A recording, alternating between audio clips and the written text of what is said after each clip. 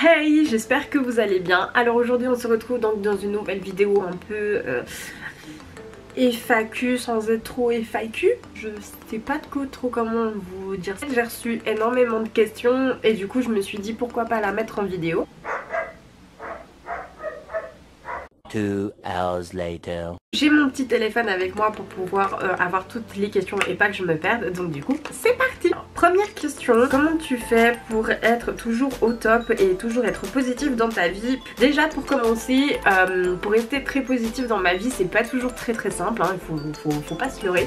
C'est juste que comme j'ai expliqué une fois dans un de mes articles sur mon blog, d'ailleurs je ne l'ai plus, je suis en train de refaire mon blog, bref c'est pas intéressant. Du coup en fait mon grand-père m'avait donné des commandements en fait dans une ligne, on va dire une ligne ou des consignes dans une vie, enfin je sais pas comment expliquer ça, et du coup l'une d'entre elles était de toujours très positiver parce que en positivant en fait on ramène le positif, mais sachez que c'est pas toujours très facile. Quelle est ta série du moment? Quand je regarde une série en fait à chaque fois, soit je suis saoulée parce que du coup je trouve que ça se répète, soit le scénario me plaît pas et j'arrive toujours à décrocher un moment d'un autre. Là j'ai un petit trip, c'est que je me suis dit je vais refaire en fait la série de Pretty Little Liars, donc je suis en train de m'arracher les 7 saisons.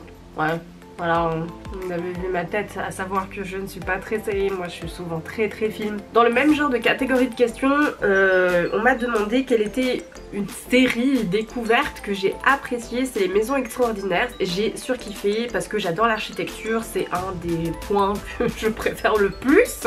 Et en fait ils partent à travers le monde découvrir les maisons les plus incroyables. Ils nous montrent des maisons souterraines, enfin des fois il y a des architectures assez atypiques, des fois c'est très moderne, des fois c'est très ancien.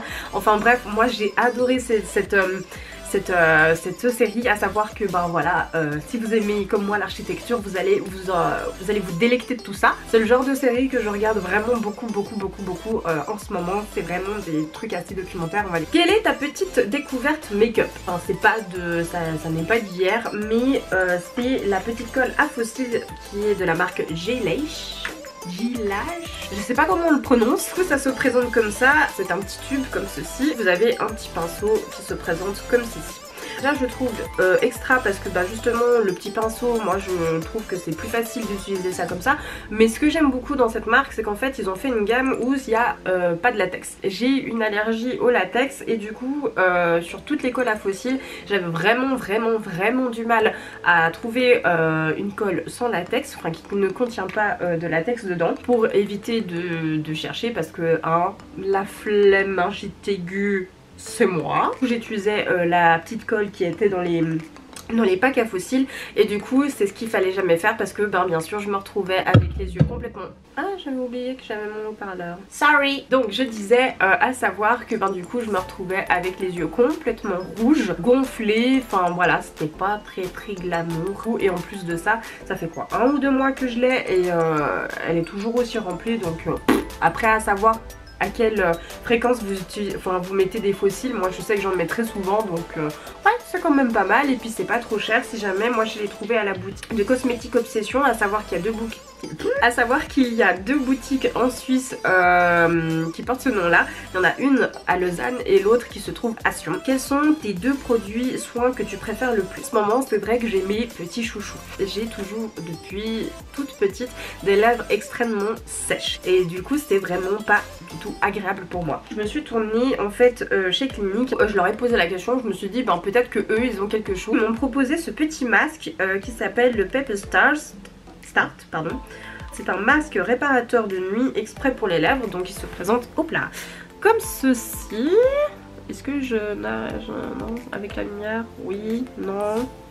Je vous ferai un close-up je crois. C'est un petit masque, donc c'est pas de bille, hein, vraiment c'est vraiment on prend, on dépose sur les lèvres et en fait on le laisse agir toute la nuit. Et du coup en fait la première nuit où je l'ai utilisé, bah en fait je pelais des lèvres. Mais en fait c'est pour enlever toutes les peaux mortes qui sont sur les lèvres pour laisser que la bonne peau. J'ai appris plus tard en fait que je ne l'utilisais pas correctement. En fait il fallait juste laisser une grosse pellicule la nuit. Le matin on se fait son petit soin du jour, on se nettoie etc. On remet une petite couche comme ça. Avant de déposer son rouge à lèvres en fait on l'enlève et on laisse juste la couche fine qui permet en fait d'hydrater la lèvre. Et en fait c'est comme ça que du coup je me retrouve avec une lèvre super lisse.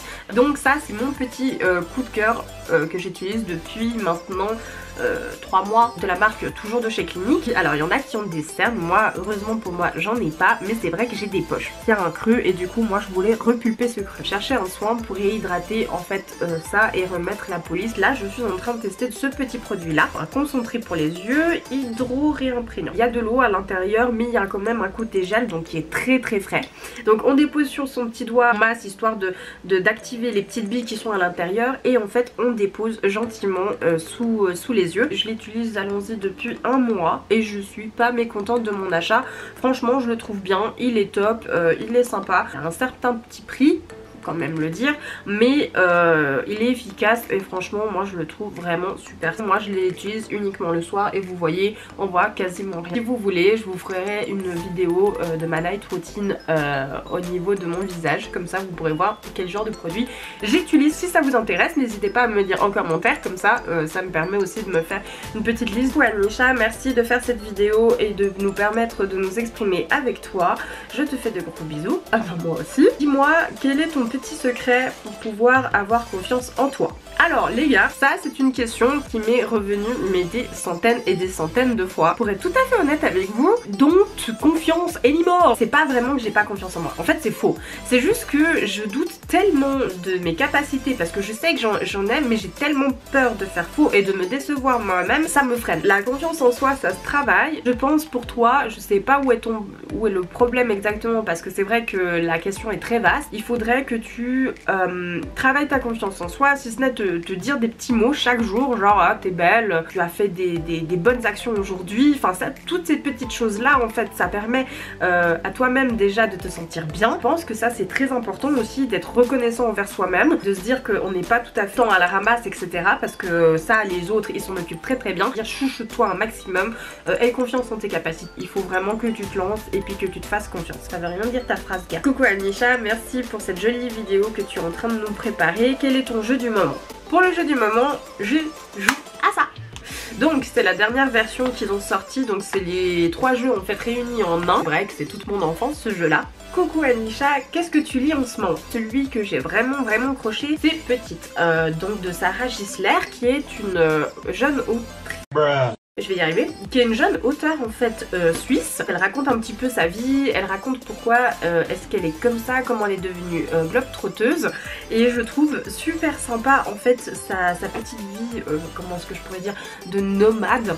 On met pas vraiment les auteurs suisses en avant et c'est vrai que moi quand j'ai vu ça je me suis dit bah pourquoi pas. Ça parle de beaucoup de choses, ce qui se passe aussi dans les écoles, comment sont la mentalité des gens. Elle parle un petit peu quand même de racisme hein, quelque part parce que voilà, elle a des origines qui sont pas 100% suisses. Au départ je me suis dit oulala, moi qui n'ai pas l'habitude de lire ce genre de lecture là, est-ce que ça va vraiment me plaire?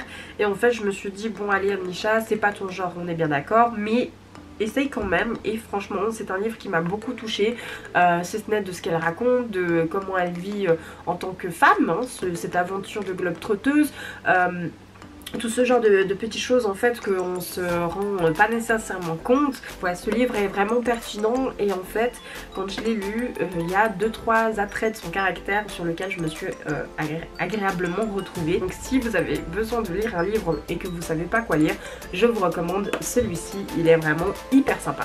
On m'a aussi posé la question de ce que j'aimais bien faire quand j'allais faire du shopping. Je suis une acheteuse compulsive.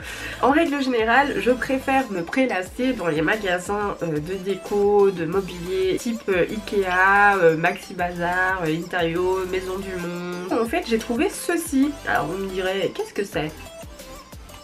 Oh le fait, j'ai plus de piles. C'est une lumière en fait, il y a un petit pot comme ceci, hein, comme vous pouvez voir c'est une guirlande, ça fait très chelou comme je l'agite. Et normalement c'est censé faire de la lumière ce machin. C'est un achat, on est bien d'accord, totalement inutile. Moi je suis capable de faire un achat comme ça parce que je trouve ça trop mignon. Vous voulez voir l'autre achat que j'ai fait et qui est complètement ridicule. Vous allez voir que la gonze elle est vraiment toquée dans sa tête. Ça si, j'étais en train de faire mes petites courses, je me passais devant tout ce qui est boisson. Je suis bien sûr la seule nana toquée qui arrive à acheter de l'eau, parce que c'est de l'eau de base, uniquement parce que la bouteille lui plaît. Dans ce gris sidéral qui est là, et ben du coup en fait c'est de l'eau gazeuse uniquement. Ce gris argenté là en fait c'est de l'eau plate. Dans celui-ci c'est de l'eau gazeuse mais aromatisée citron et je pense qu'il y a un peu de menthe quand même. Après ce que j'ai bien aimé et du fait de pourquoi est-ce que je les ai achetées toutes les trois, hein, bien évidemment, c'est parce que aussi comme vous pouvez entendre elle est en verre. Donc du coup on peut la réutiliser. Je n'ai pas testé pour savoir si ça retenait l'eau chaude. À mon avis il y aura surtout un gros problème via le bouchon parce que c'est du plastique. Vous voyez c'est vissé, c'est sympa, enfin voilà. Le design moi je l'ai trouvé vraiment hyper sympa, j'ai adoré. Hello Anisha, je sais que ma question va être un peu perturbante mais quelle est ton odeur du moment? Alors celle-là, elle m'a fait rire et du coup j'ai hésité longuement. Tadam. La nana elle montre ses produits ménagers dans une vidéo, on n'aura jamais vu ça. Donc en fait c'est une odeur plutôt de pain, très nettement, fraîcheur pain dans les WC et fraîcheur pain au sol. Ça me rappelle un peu la forêt et tout. Ça sent trop bon, moi j'adore cette odeur. Coucou Amisha, merci pour ton idée.